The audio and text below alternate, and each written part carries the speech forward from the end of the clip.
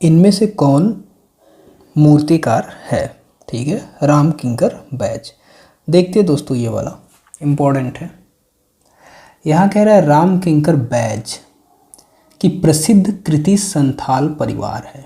ठीक है, जो खुरदुरी सतह वाली अनेक मानव आकृतियों तथा दृढ़ गतियों वाली उनकी एक समूह कृति है। ठीक है, कह रहा है रामकिंकर बैज की प्रसिद्ध कृति कौन सी है?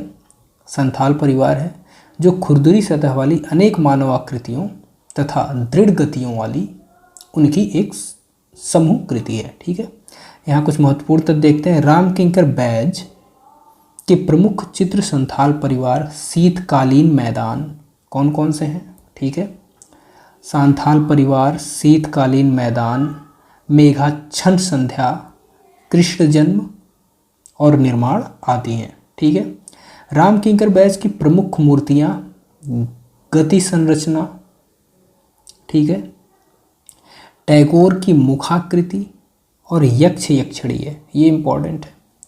नंदलाल बोस के शिष्य थे कौन? रामकिंकर बैज। ठीक है दोस्तों, ये चित्रकार से अधिक मूर्तिकार के रूप में प्रसिद्ध हुए तथा बंगाल कला भवन के मूर्ति शिल्प विभाग के अध्यक्ष रहे। ठीक, कौन? रामकिंकर बैज। अच्छा, नंदलाल बोस को 1954 में पद्म विभूषण अवार्ड मिला था। ठीक, याद रहे। आगे देखते हैं। प्रसिद्ध मूर्ति संथाल परिवार के रचनाकार कौन है भाई? रचनाकार रामकिंकर बैज। संथाल फैमिली मूर्ति का चित्रकार कौन है? रामकिंकर बैज। ठीक, रामकिंकर बैज मूर्तिकार हैं। भारतीय रिजर्व बैंक नई दिल्ली में यक्ष यक्षिणी स्थापत्य किसके द्वारा निर्मित था? अभी हमने ऊपर पढ़ा। ठीक है, रामकिंकर बैज द्वारा यक्ष यक्षिणी। ठीक, यक्ष यक्षिणी की मूर्ति है रामकिंकर बैज द्वारा निर्मित है। टैगोर का व्यक्ति चित्र मुखाकृति कौन? रामकिंकर बैज। ठीक है, टैगोर का व्यक्ति चित्र पोर्ट्रेट ऑफ टैगोर रामकिंकर बैज की कृति है। इस व्यक्ति चित्र के दौरान टैगोर ने बैज को प्रेक्षण के माध्यम से विषय दृष्टि को शेर के जैसे शिकार करने या अपने खून को चूस लेने की सलाह दी थी। ठीक है, आगे देखिए, कह रहा है निम्नलिखित में से किसके द्वारा कांस्य मूर्तियाँ भी निर्मित की गई हैं? तो कांस्य मूर्तियों की अगर बात करेगा तो ये है सोमनाथ होर द्वारा। ठीक, देखिए सोमनाथ होर के द्वारा कांस्य मूर्तियाँ भी निर्मित की गई थी। इन्होंने अपने चित्रकला के क्षेत्र में वर्ष 1954 से शोध आरंभ किया था। चित्रकला के क्षेत्र में कब से शोध आरंभ किया? 1954 से। 1921 में चिटगांव, जो कि अब बांग्लादेश में है, वर्मा नामक गांव में हुआ था। कब भाई? इनका जन्म। ठीक है, इनका जन्म कब हुआ था? 1921 में बांग्लादेश में चिटगांव में। वर्ष 1954 से 1958 तक सोमनाथ होर ने भारतीय कला विद्यालय कलकत्ता में प्रवक्ता के पद पर कार्य किया। कितने साल तक भाई? 4 साल तक। ठीक है, 4 साल तक इन्होंने क्या किया? 54 से 58 तक कलकत्ता में प्रवक्ता के पद पर कार्य किया सोमनाथ होर ने। ये भारतीय कला भवन के अध्यक्ष भी रहे हैं। विश्व भारती, शांति निकेतन, MM यूनिवर्सिटी बड़ोदरा आदि संस्थानों में ये सहायक निदेशक के पद पर भी रहे हैं। इनकी सबसे बड़ी मूर्ति कौन सी है भाई? माँ एक बच्चे के साथ थी। इनकी सबसे बड़ी मूर्ति माँ एक बच्चे के साथ थी, जिसे कला जगत में बड़ी ख्याति प्राप्त हुई। बहुत ही इम्पोर्टेंट है ये, याद रखिए। ठीक, किसकी? सोमनाथ होर की। इन्होंने बंगाल दुर्भिक्ष अकाल पर वर्ष 1971 में जख्म नामक शीर्षक कृति वोंड सीरीज की रचना की थी। इन चित्रों के माध्यम से बंगाल दुर्भिक्ष की स्थिति को प्रदर्शित किया गया था। किसके माध्यम से? जख्म के, वाउंड्स सीरीज। जख्म नामक शीर्षक किसका है? सोमनाथ होर का। ठीक है दोस्तों। बीसी सन्याल, ये बहुत ही इंपॉर्टेंट है, ये जो चित्रकार हैं बहुत इंपॉर्टेंट है। बीसी सन्याल क्या थे? चित्रकार। बीसी सन्याल का जन्म 1902 में असम में हुआ। कहाँ हुआ भाई? 1902 में असम में हुआ। ये एक चित्रकार थे। इनके चित्रों में ग्रामीण पृष्ठभूमि की झलक देखने को मिलती है तथा साथ साथ आधुनिकता भी दिखाई देती है। ठीक है दोस्तों। ये कथन देखिए किसका है? मुझे केवल एक बात कहनी है, दो बात नहीं मुझे केवल एक बात कहनी है और वह यह है कि, क्या है? वह यह है कि हमेशा अपने सिद्धांत का उपदेश ही देते रहने की चेष्टा ना करो। मतलब हमेशा अपने सिद्धांतों को ही सबको सुनाते ना चलो, उपदेश ही ना देते चलो, उसकी चेष्टा ना करो, बल्कि करो वह की, क्या करो? प्रेम से अपने आप को ही दे डालो। ठीक है। मतलब कह रहे हैं कि सिद्धांत का उपदेश ना दो, बल्कि प्रेम से अपने आप को ही दे दो। ठीक है। कौन कहा है भाई? रविंद्रनाथ ठाकुर ने कहा है भाई। ठीक है, दार्शनिक भाषा लगती है। समझिए आगे। प्रस्तुत कथन the English writings of Rabindranath Tagore a miscellany से उद्धृत है। यह पुस्तक टैगोर के लेखन की विभिन्न शैलियों का संग्रह है। उपयुक्त कथन रविंद्रनाथ टैगोर ने धर्म परिवर्तन के संबंध में कहा है या कही है। ठीक है दोस्तों। रविंद्रनाथ टैगोर की पहचान किस रूप में नहीं है? तो वही चित्रकार थे, कवि थे, कहानी। रविंद्रनाथ टैगोर को कौन नहीं जानता? ठीक है। मूर्तिकार नहीं थे। रविंद्रनाथ टैगोर कवि, नाटककार, कहानीकार, उपन्यासकार, संगीतज्ञ, अभिनेता, अभिनेता भी, विचारक भी, दार्शनिक भी एवं चित्रकार विधाओं में पारंगत थे। उनकी पहचान मूर्तिकार के रूप में नहीं होती है। ठीक है दोस्तों। विचित्र क्लब की स्थापना कब हुई थी? 1915 में। याद रहे, ये इम्पॉर्टेंट है। विचित्र क्लब की स्थापना कब हुई थी? 1915 में। Got it. नेक्स्ट देखते हैं गगनेंद्र, इसी को देखते हैं। गगनेंद्र नाथ टैगोर के पुत्र रविंद्रनाथ टैगोर किसके पुत्र हैं? गगनेंद्र नाथ के पुत्र हैं रविंद्रनाथ टैगोर ने, जिसमें कवि की गहरी रुचि थी। मतलब रविंद्रनाथ में कवि की गहरी रुचि थी। साहित्य को प्रोत्साहित करने के लिए एक साहित्यिक एवं सांस्कृतिक संगठन विचित्र क्लब की स्थापना 1915 में की। किसने की? रविंद्रनाथ टैगोर ने साहित्य को प्रोत्साहित करने के लिए विचित्र क्लब की स्थापना की 1915 में। मार्च 1917 में रविंद्रनाथ टैगोर जापान की द्वितीय, अच्छा भाई जापान भी गए थे। रविंद्रनाथ टैगोर 1917 में जापान की द्वितीय यात्रा के बाद कलकत्ता पहुँचे। जापान से कलकत्ता है दूसरी बार द्वितीय यात्रा। अवनींद्रनाथ तथा गगनेंद्रनाथ टैगोर के निर्देशन में कला और शिल्प के लिए विचित्र स्कूल जोरासांको हाउस, यहीं पर रविंद्रनाथ टैगोर का जन्म हुआ था, में आयोजित किया गया। ठीक है। गगनेंद्रनाथ और अवनींद्रनाथ के निर्देशन में कला और शिल्प के लिए विचित्र स्कूल जोरासांको हाउस में आयोजन किया गया। ठीक है। प्रसिद्ध कवि रविंद्रनाथ टैगोर अपनी उम्र के 70वें पड़ाव पर आकर किसे अपनाया? चित्रकारी को अपनाया। ठीक है। इनके चित्रों को पागल का भी चित्र कहा जाता था। आगे देखेंगे हम। रविंद्रनाथ टैगोर ने आयु के 67वें वर्ष में चित्रकला के क्षेत्र में कोई विशेष प्रयत्न नहीं किए।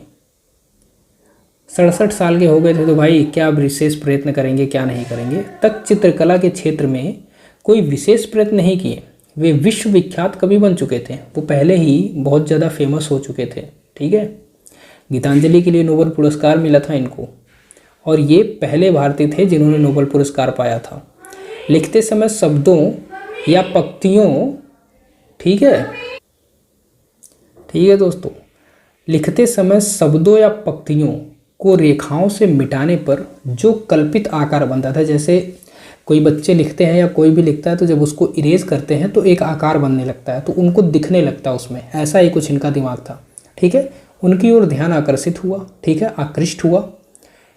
इस स्वयं सिद्ध आकारों के प्रति, जो स्वयं से सिद्ध कर देते हैं, मतलब जैसे लगता है ना, कभी कभी आप देखते हैं अंधेरे में या आसमान में देखते हैं तो कुछ ऐसा लगता है कि शेर बन रहा है, ये बन रहा है, वो बन रहा है, तो ऐसा हम इमेजिन कर लेते हैं, ऐसी कल्पना कर लेते हैं। तो वो जब इरेज कर रहे थे, चीज़ों को मिटा रहे थे, तब देखते थे कि वो एक धार जो बना हुआ है उससे उनको कुछ लगता था कि ऐसा कुछ है।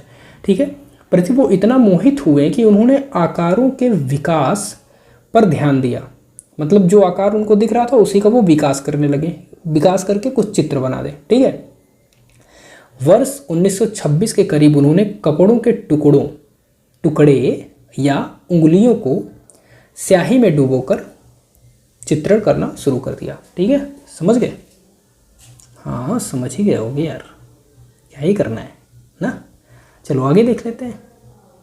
रविन्द्रनाथ टैगोर के शब्दों में, कला में सत्य का अस्तित्व तभी निहित रहता है, कला में सत्य का अस्तित्व तभी निहित रहता है जब वह हमको यह कहने के लिए बाध्य कर देता है कि मैं देखता हूँ। ठीक है, मतलब मैं देखता हूँ, कला का अस्तित्व तभी है भाई जब वो क्या करे, हमको यह कहने के लिए बाध्य कर दे कि मैं देखता हूँ, मतलब मैं देख रहा हूँ क्या है, कैसा है कला, क्या बना हुआ वो। ठीक है, टैगोर की चित्राकृतियों को पागल व्यक्ति की कला कहकर पुकारा गया है, परंतु इसका इन्होंने कोई जवाब नहीं दिया भाई। ठीक है, कितने अच्छे थे। और कोई रहता तो कहता कि अबे तू पागल, मेरी कला को पागल कह रहा है, ऐसा होता ना। चलिए देखिए, तो यहाँ पर कह रहा है, परंतु उन्होंने इस वाक्य का उत्तर इस प्रकार दिया। किस प्रकार दिया भाई? मेरे चित्र को जन्म किसी शिल्प कुशल अनुशासन या परंपरा में नहीं हुआ है, मतलब मेरे चित्रों का जन्म, ऐसे कहिए, मेरे चित्रों का जन्म किसी शिल्प कुशल अनुशासन या परंपरा में नहीं हुआ है, मतलब वो कहीं से सीखे नहीं है, किसी के शिल्प कुशल अनुशासन ना, मतलब सीखना एक तरह से, या उसकी परंपरा में नहीं हुआ है। वे जानबूझकर की गई किसी वस्तु की अभिव्यक्ति का प्रयास नहीं है, मतलब जैसे लोग जानबूझ करके बनाते हैं ना, किसी चीज़ को देख रहे हैं और बना रहे हैं, या कोई चीज़ सोच रहे हैं तब बना रहे हैं, ऐसा कुछ नहीं था। वो बस जो इरेज करते थे, जो कविताएं लिखते थे उसको इरेज करते थे, तो उस पर उनको कुछ लगता था कि ये है तो उसको बनाते जाते थे। ठीक है, ऐसा कुछ है, समझिए। आगे कह रहा है, एक कवि चित्रकार जिनकी कर्मभूमि शांति निकेतन थी, कौन है भाई? रविंद्रनाथ टैगोर ठाकुर। ठीक है, आधुनिक भारत के प्रमुख चित्रकारों में रविंद्रनाथ ठाकुर की सहज स्फूर्त अंकन पद्धति क्ले के निर्दिष्ट मार्ग का अनुसरण करती है। कवि, लेखक तथा चिंतक एवं पेंटर के रूप में रविन्द्रनाथ ठाकुर की कर्मभूमि शांति निकेतन थी। बस इतना याद रखिएगा, रविन्द्रनाथ ठाकुर की या टैगोर की कर्मभूमि क्या थी? शांति निकेतन थी। रविन्द्रनाथ टैगोर के चित्र किस प्रकार हैं? आधुनिक विमूर्त शैली के। रविन्द्रनाथ टैगोर के चित्र आधुनिक विमूर्त शैली प्रकार के हैं। रविन्द्रनाथ टैगोर का अधिकांश चित्र तात्क्षणिक सृजन प्रेरणा द्वारा पूर्व विचार के बनाए हुए प्रतीत होते हैं। इन्होंने परंपरावादी यथार्थवादी चित्रकला को न अपनाकर आधुनिक शैली को अपनाया, जिसे उन्होंने समन्वयात्मक शैली कहा। ठीक है, समन्वयात्मक। शांति निकेतन में कला भवन की स्थापना 1919 में हुई और विचित्र की 1915 में ना। ठीक, यहीं पढ़े थे ना कभी? हाँ, 1915 में। विचित्र क्लब की स्थापना 1915। कौन? रविन्द्रनाथ टैगोर।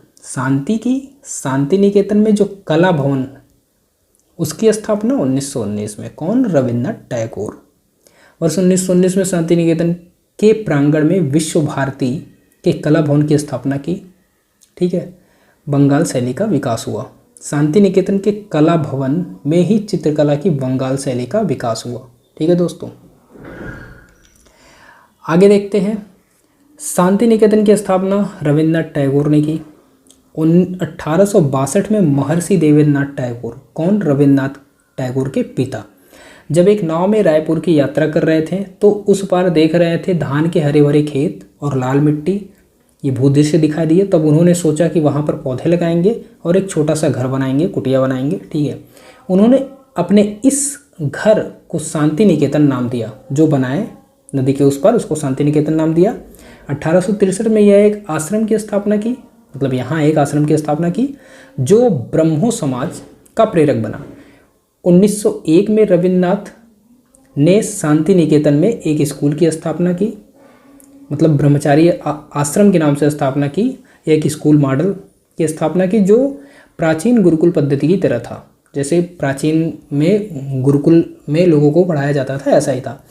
इसे पठा भवन के नाम से भी जाना गया। उपयुक्त विकल्प के अनुपस्थिति के कारण विकल्प सी माना जाएगा। विकल्प सी कौन सा है भाई? अवनींद्रनाथ टैगोर वाला। ठीक है, शांति निकेतन की स्थापना इन्होंने की थी। क्या इतना लिखना है? रविन्द्रनाथ टैगोर किस चित्र शैली से संबंधित थे?